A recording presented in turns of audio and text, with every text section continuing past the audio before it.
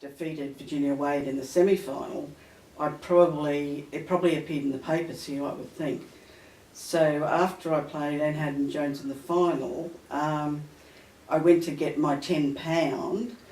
That's for living in London for a week, and they said to me, Australia has sent a telegram saying we are not to give you the £10 because...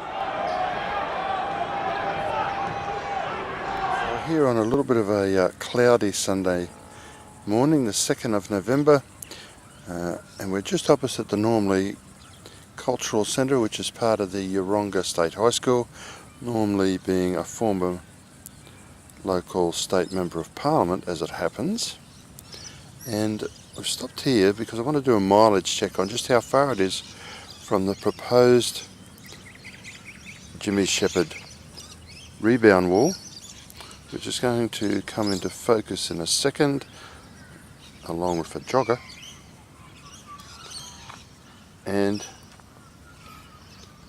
the rebound wall is actually one of the more attractive ones. It hasn't been graffitied, hasn't been really set upon by the vandals, and has plenty of good park equipment around it. And is also just opposite the Yeronga Tennis Centre. But in a second, in this little precinct of tennis, we're going to see something else of interest. The sets of beautiful entrances into the Yeronga Memorial Park. And what I find quite surprising though, is that there are 4 school tennis centres and a rebound wall, and it would barely be 500 metres away from the Jimmy Shepherd rebound wall. Just an unusual hotspot of tennis, and just shows how thick on the ground tennis was in Brisbane in years gone past.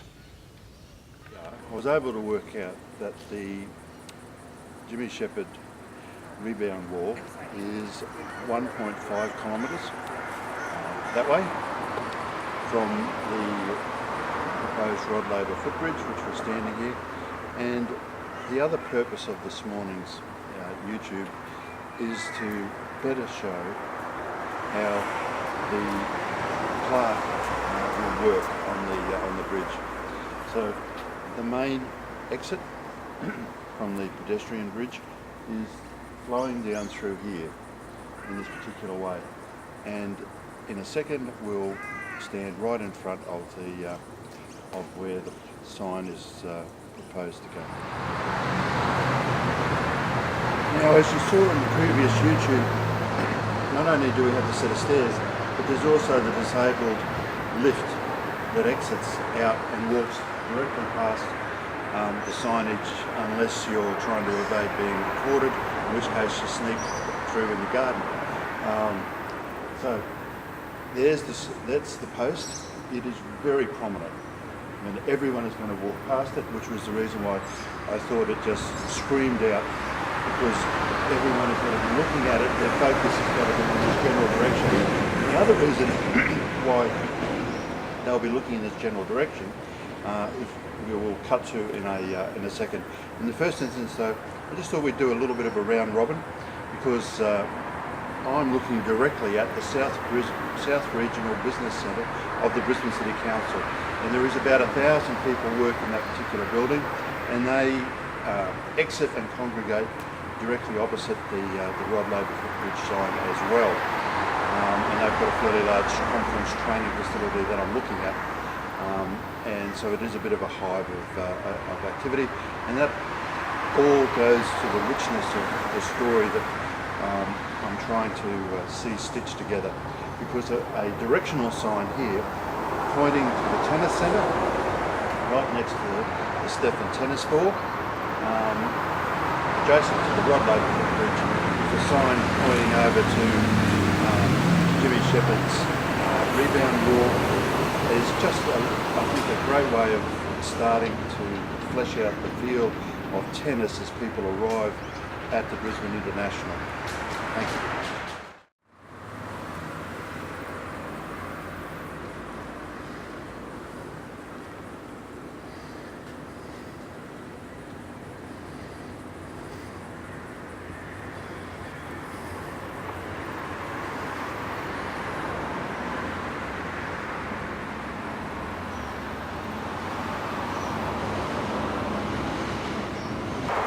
Beautiful little garden.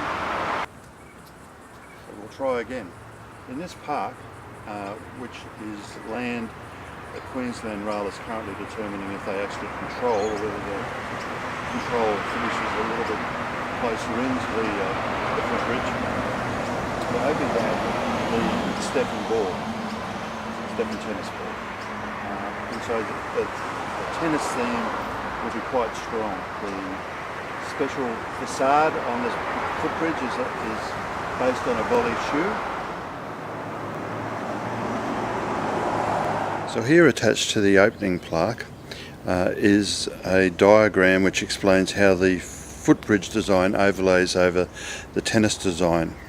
And it's just quite a great piece of imaginative engineering and design work, the way that was conceived. That wouldn't have happened unless you monstered people to do it. Monstered, yes. I don't know whether that would be the word to use, but it has been a real joy to see this evolve. And as I said, it's been, those interviews you did with Ashley Cooper. I mean, they were fantastic. There was lots of great information that had never been heard of before. And the interviews with Mel Anderson, that was classic. But see, people don't realise that Ashley Cooper won Wimbledon when he was 21, or that Mel Anderson won the US Open unseeded.